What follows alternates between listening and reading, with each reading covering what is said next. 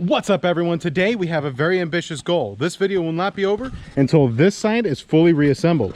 Now, there's a lot to do in order for us to take care and get it right. One, we gotta finish removing this upper control arm. These things are in there absolutely like bears. I did get new fasteners for this because that is actually partly how you get your overall alignment done. So I wanted to make sure we had brand new ones of those. Now, this frame, let's talk about the frame for a second. The frame actually has only two really bad spots, and one being obviously right here and the other one being right there. Once we get those two spots repaired, then it's just a matter of just, you know, put a new coat of paint on here. So we'll clean it up, get some paint on it so it doesn't rust. And then as far as ye old strut rod, oh man, I've been trying to find an OEM replacement for a while, so we're going to reassemble it with this one on there for now. But if we cannot find a replacement, we will have to make one. I did find adjustable ones, but I really don't want them. I just want the standard replacement. So over here we have to, these are obviously, we sandblasted these in the last video. We are going to well, I already did, hit it with some primer so that the inside of it's done. I will eventually paint it with the regular paint, but nice self-etching primer. Kind of try to keep this thing as, you know, long-lasting as possible. We are going to weld these new reinforcement plates on here, the stiffening plates. Then we're going to push out the old pivot shafts. Once the pivot shafts are replaced, we are going to just go ahead, finish painting this up, make it look nice and pretty. We're going to do the same thing to these parts over here, make these things, we're going to paint these with caliper paint so that, you know, heat doesn't get to it. And yeah, other than that, guys, nothing more to do, just to get into it.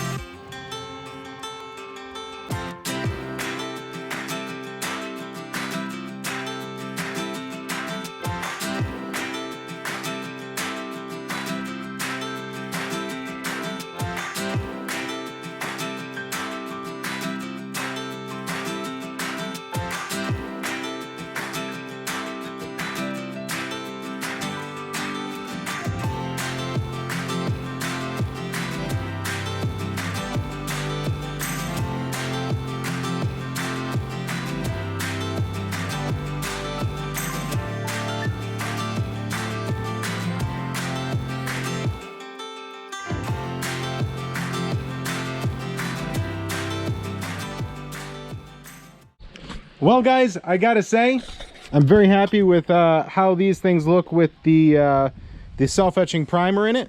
They are gonna look even better when we get a coat of paint, an actual like black on these things. It's gonna be pretty sweet. Now, over here, as you can just see, I was just welding these things. I cleaned it up with a wire brush, and for my fourth time welding with this machine, actually, really, maybe my fifth time welding in 10 years, I'm pleased with how it turned out. What do you guys think? Here we go. Rate my weld, guys. Honestly, I think we had a little bit of, I pulled away instead of keeping it down. Just a couple times I was letting the gun kind of creep down at the wrong angle. But all in all, I'm very pleased with how it turned out. We had nice penetration. I don't have any, I have some spatter, but I don't have any holes or pitting inside the actual welds themselves. What do you guys think? I'm pleased with them. I think they'll hold this. Next step, let's get these pivot shafts pulled out of here and get a new set on and get them painted.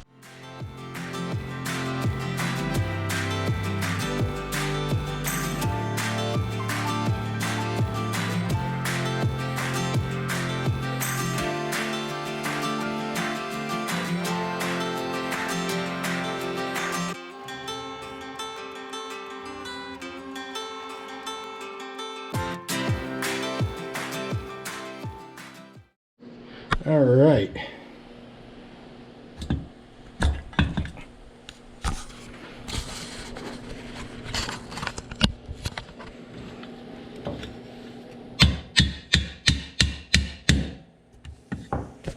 All right, a big thank you to Rich for being an awesome neighbor.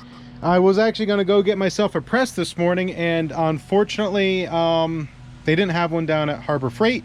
So he actually just stopped by because he saw me outside and asked if I wanted to go ahead and just pop up to his house and we would sort it out. And look at that, guys. We are, this is coming together. This is coming together quick. Next thing, we got to get another layer of paint. And then once I get that paint on, we're going to come over here and start working on this frame.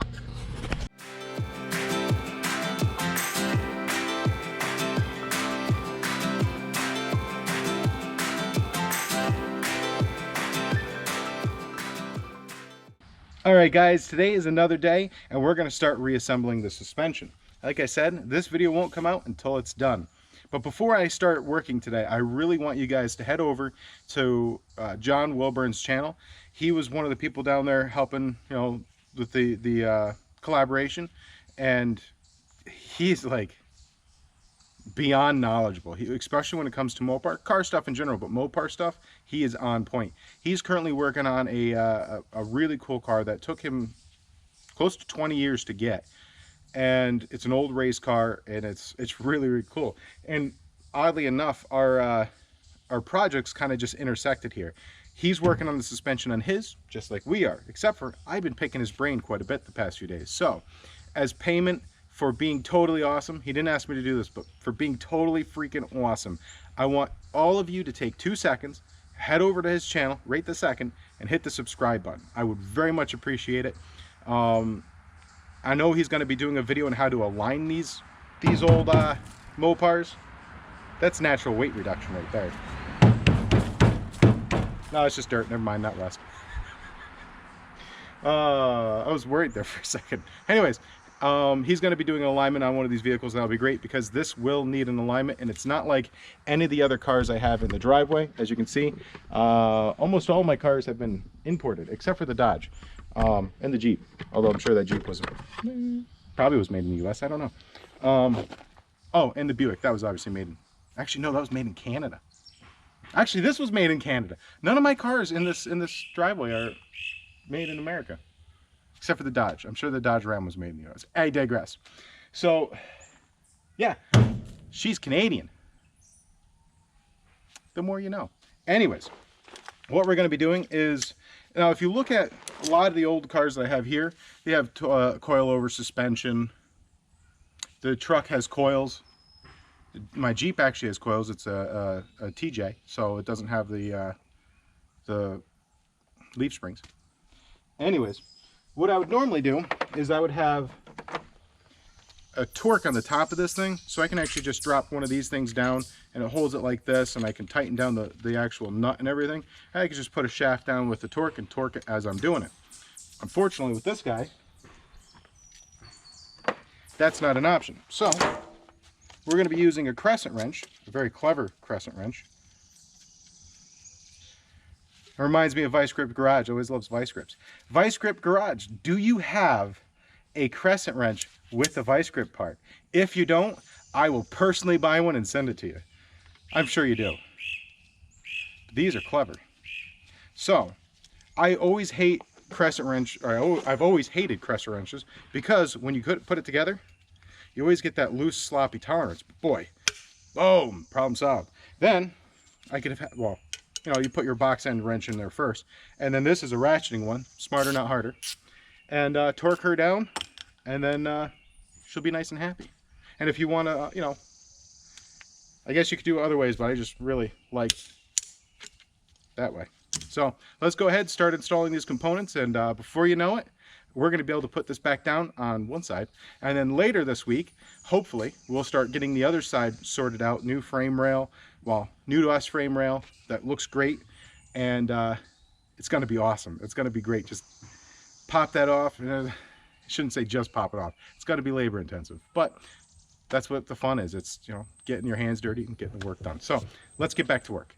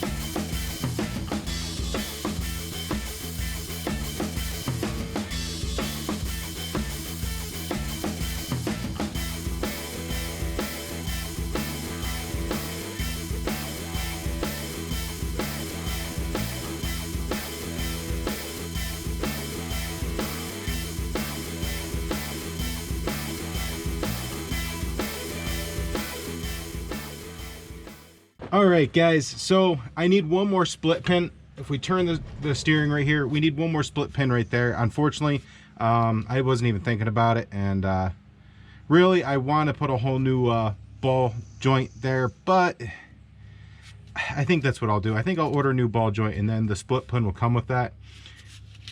It is pretty flattened out, so I don't want to leave it that way. There's now no more play in the suspension. This suspension was like, I mean, it was bad. It was really, really rough. You know, from sitting for so long, it really does a number on it. Now, she's like a rock, guys, like a rock.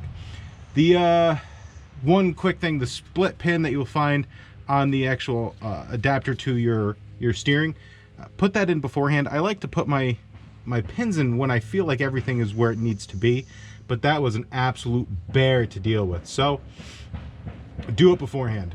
Next, we have to sort out a few more things. Actually, we're pretty much down to the nitty-gritty. This is the old one. I'm gonna go clean this up. We don't want the schmoo inside the actual wheel bearing, so clean the schmoo out. We're gonna pack this with the grease, and we're gonna clean this up and put the wheel on, guys. Yeah, that's what I'm saying. We don't have a brand new wheel for it yet, but we're getting pretty close. So let's go ahead, clean up around here, and we'll call this a job almost done. So hang on to your hats, guys. We're almost there.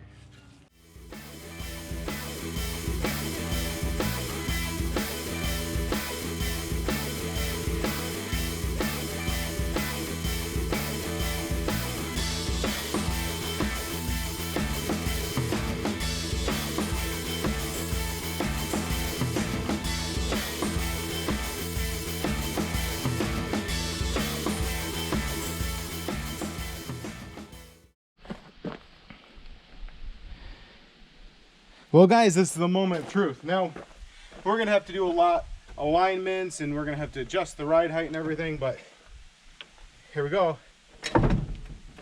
Oh, that's right. I'm still on the, I am still on the jack stands that I have back there. So, let's go ahead, slide this underneath here.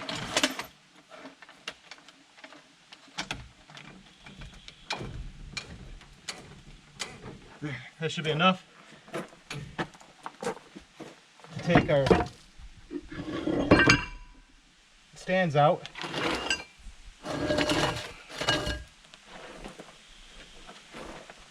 And there we go. Moment of truth. Look at that, guys.